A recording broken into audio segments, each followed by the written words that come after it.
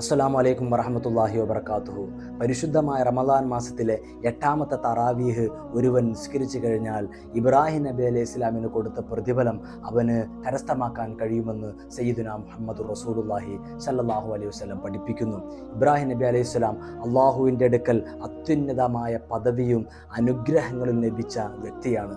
അള്ളാഹുവിൻ്റെ അടുക്കലിൽ നിന്ന് ശക്തമായ പരീക്ഷണങ്ങളിൽ ഉന്നത വിജയം കൈവരിച്ച വ്യക്തിയാണ് ഇബ്രാഹിം നബി അലൈഹിസ്സലാം. കത്തിജ്വലിക്കുന്നതായ തീക്കുണ്ടാരത്തിലേക്ക് എറിയപ്പെട്ടപ്പോൾ ആറ്റുനോറ്റുണ്ടായതായ മകനെ അറുത്തു കൊടുക്കണമെന്ന കൽപ്പന വന്നപ്പോൾ തൻ്റെ വജ്രായുധമായ ഈമാൻ കൊണ്ട് അതിനെല്ലാം അതിജയിച്ച് ജീവിച്ച് കാണിച്ച വ്യക്തിത്വത്തിൻ്റെ ഉടമയാണ് സയ്യിദുനാ ഇബ്രാഹിം നബി അലൈഹിസ്സലാം. ആ ഇബ്രാഹിം നബി അലൈഹിസ്സലാമിന് അള്ളാഹു കൊടുത്ത പ്രതിഫലം കരസ്ഥമാക്കാൻ നീ ആഗ്രഹിക്കുന്നുണ്ടോ? 8ാമത്തെ തറാവീഹ് നിനക്ക് അത് ഉപകാരപ്രദമാകുമെന്ന് അള്ളാഹുവിൻ്റെ ഹബീബ് പഠിപ്പിക്കുമ്പോൾ ആ തറാവീഹ് നിസ്കരിച്ച ആ പ്രതിഫലം കരസ്ഥമാക്കാൻ അള്ളാഹു നമുക്ക് തൗഫീക്ക് നൽകുമാറാവട്ടെ.